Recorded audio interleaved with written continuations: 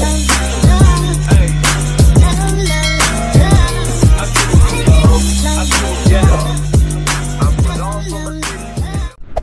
guys! Welcome back again to my YouTube channel. So, it's me again, Dayan. So, kung hindi ka pa nakaka-subscribe sa channel ko, please subscribe to my YouTube channel. And also, click the bell notification para updated ka sa mga latest vlog ko pang gagawin. So, yun na guys, for this vlog, tara samahan nyo akong pumunta dito sa Las Casas. So, before ako magpunta doon, magsisimba muna ako sa Quiapo. So, yun guys, samahan nyo ako maglibot dito sa Las Casas sa Quezon City. So, malapit lang siya dito sa amin. Pwedeng dalawang sakay lang. Pero, magpupunta muna kasi ako ng Quiapo. Kaya, ayun, magsisimba muna ako. So, yun guys, just keep on watching. Kawalan ng Diyos ay kapila, kaya tayo natutuwa. Ang sabi ng mga... So, yun guys, tapos na yung misa. Napakadami talagang taong nagsisimba dito sa Quiapo. Every Sunday. So, ayan ngayon, nandito na tayo sa Las Casas. Thank you. I'm here. So peaceful. So kung nagbabala kayo pumunta dito guys, ipin nyo lang yung location ng Las Casas, Filipinas de Acuzar, Quezon City. Hindi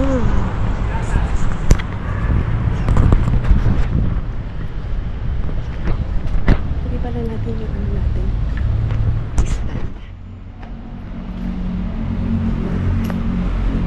Peaceful naman dito. Nakakatuwa naman.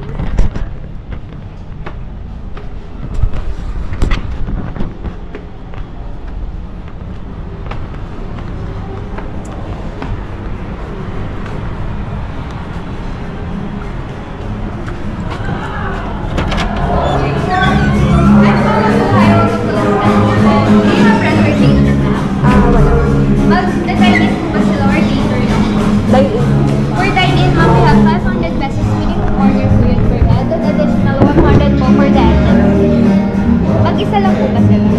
If you want po, may Spooky Nights Haunted House po kami.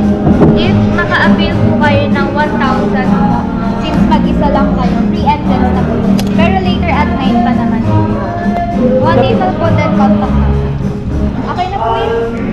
Magdadining po ba sila? Mag-iikot po sila.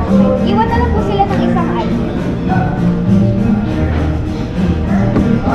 Then bigyan po sila ng butter para po pag magda-dine-in na kayo, makuha niyo yung ID tapos maibalik niyo po. Tapos maalis po kayo sa table. Hindi mo nakagbabayad ng... Apat bill out na po. Thank you.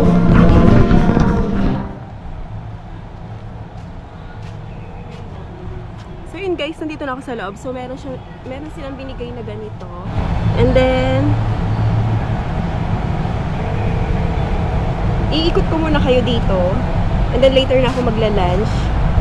Dito na din ako magla-lunch dahil meron ditong restaurant. So tara, wait lang. No answer. Okay, let's go. Iikot ko muna kayo dito. So, kanina doon ako pumasok doon. Pagpasok mo dito, punta kayo dito sa kanilang... Ayan, may mga front desk stuff dyan. And then, punta tayo here. Ikot ko muna kayo. So, ayan guys, pasok muna tayo dito. Meron silang mga pinapatugtog na mga sinaunang tugtugin. So, mumute ko yung ibang part kasi baka ako ay makopyright.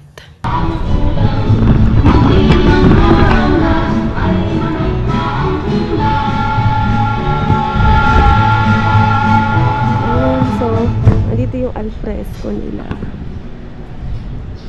So, mainit mag-alfresco tayo.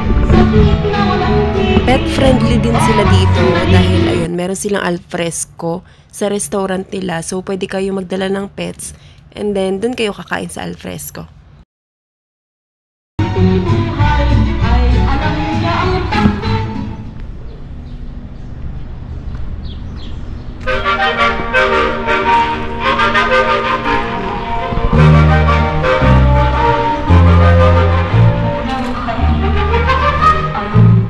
Sobrang payapa lang dito guys, kasabay yung mga sounds nila na luma. So eto yung simbahan, hindi ko alam kung nakabukas siya. So pasukin natin guys. Mga kahoy siya, no?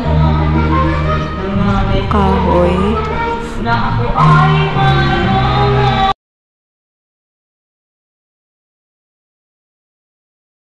So in case pasok tayo, so akala ko sarado to dahil ang dilim kasi galing ako sa maliwanag. Pagpasok ko, ang dilim-dilim niya. Pero maya-maya lumiwanag na din.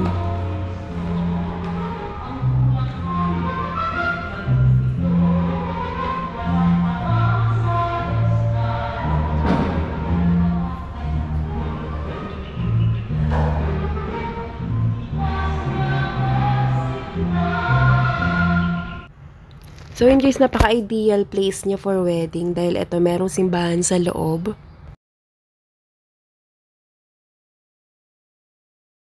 Na-amaze talaga ako guys sa details ng bawat sulok dito sa Las Casas. So ayun, labas na tayo and then ikot ko kayo sa ibang part pa. So kita nyo naman napaka-pretty.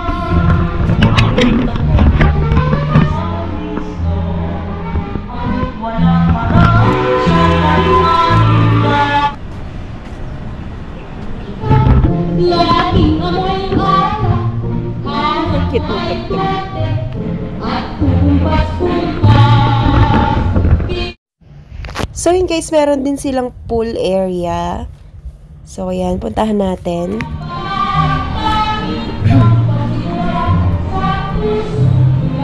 Nice. I think ginagamit yung kanilang pool.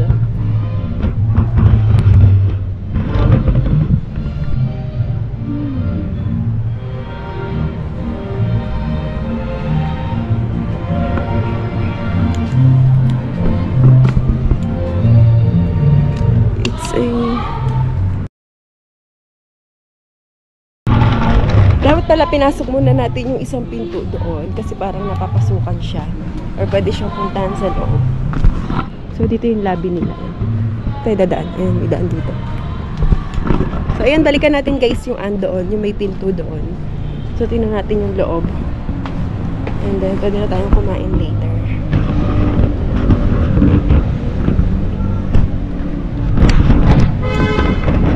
Ayan, nakabalik ako dito. Wait lang.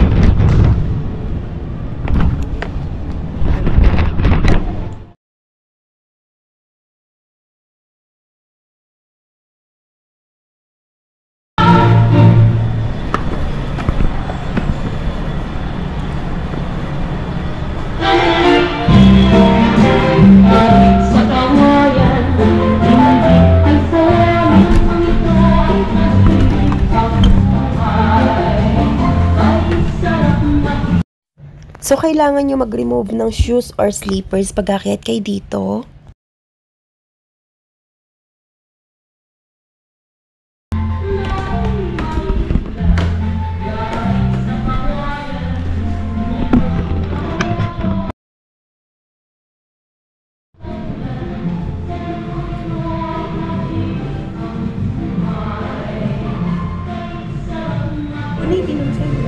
So, bawal tayong tumingin sa salamin. May salamin here. Salamin meron dito. Parang sarap sa pakiramdam dito. Yung mga sinaunang ano guys, meron ditong bintana. Pag hinaharana ka, dito ka titingin, dito ka sisilip. So pretty. Parang ang gaan sa loob.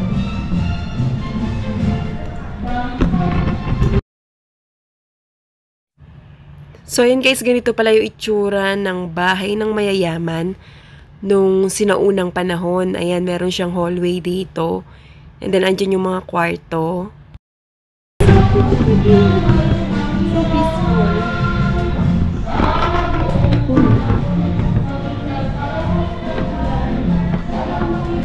Wow! Wow! Amazing! Meron na bang heater nung sinaunang araw? May flat screen na din. Ang ganda nung kama. Ganito yung mga napapanood ko sa pwede naman siguro maupo.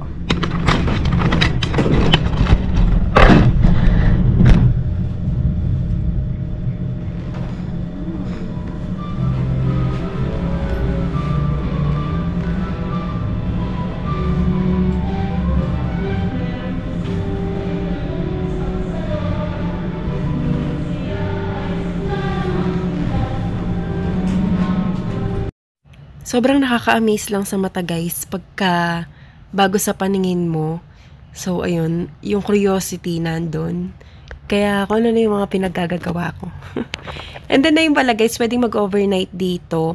I-check nyo na lang yung Facebook page nila kung magkano yung rates nila per night. Ah, may salamin. Pero mukhang bagong-bagong naman. Bata.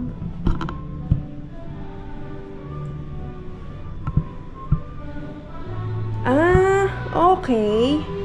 Oh guys, pwede pala mag-overnight dito. Kasi naalala ko sino yung si Mary Light. Mag-overnight sila dito. Sa TikTok. So, i-check natin yung ano.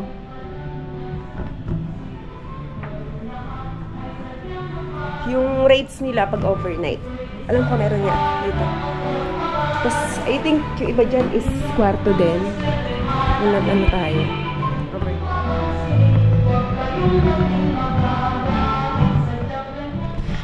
So yun guys, bababa na tayo. Ang saya pala maglibot mag-isa, so wala kang ibang iintindihin, kundi sarili mo at pagbablog.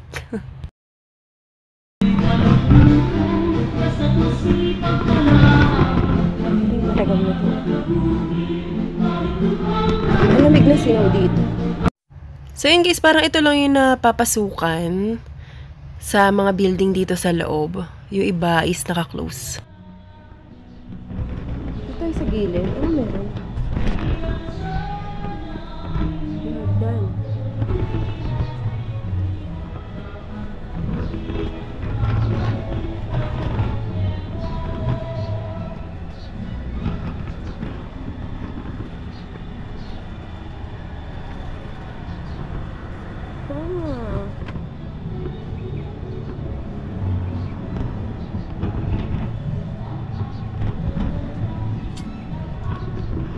Camera tayo din mamaya. Hindi makikita niyo ako dito mamaya.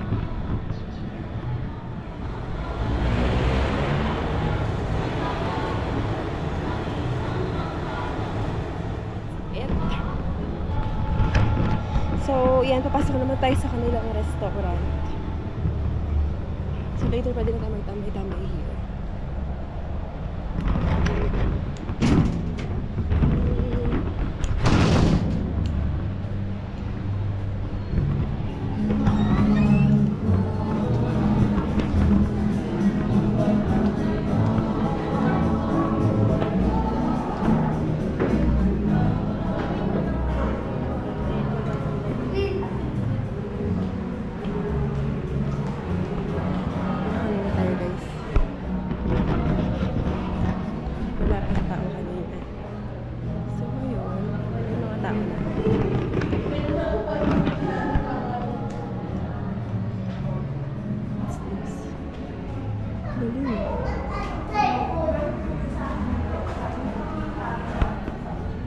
Details.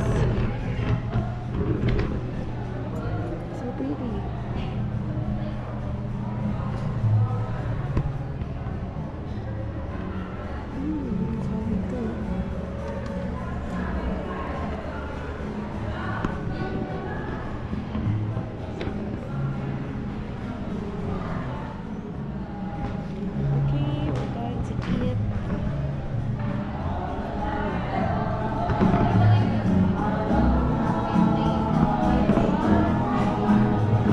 Dine-in ako. Magda-dine-in.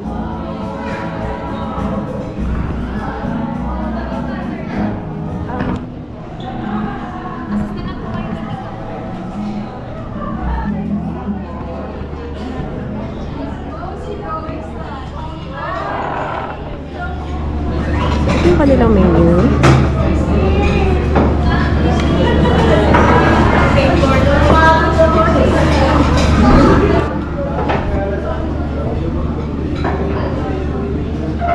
medyo limited lang yung choices nila dito sa kanilang menu. So, and then, Filipino food. Yung andito. Syempre, malamang Filipino food. The ceiling is giving.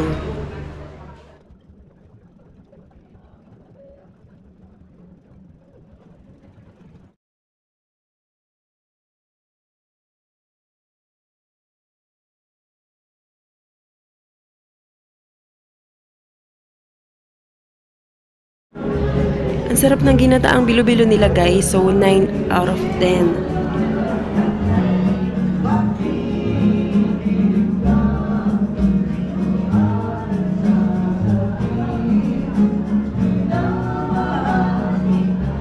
CR po. So, ito yung kanilang CR.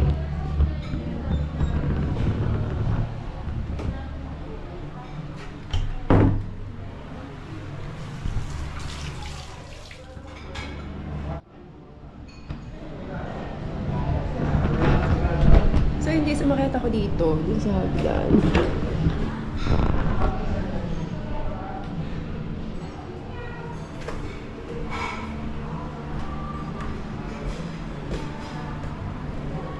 So, in case may function room talaga sila, pwede kayong mag-event dito. Ayan. So, punta natin yung fountain. This one.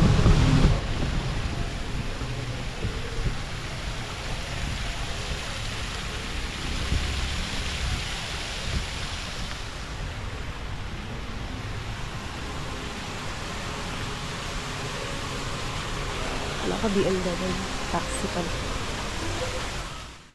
So that's it, guys, for today's video. So don't forget to like, share, subscribe, and hit the bell notification para updated ka sa mga latest vlog ko pang gagawin. So thank you for watching. Bye-bye!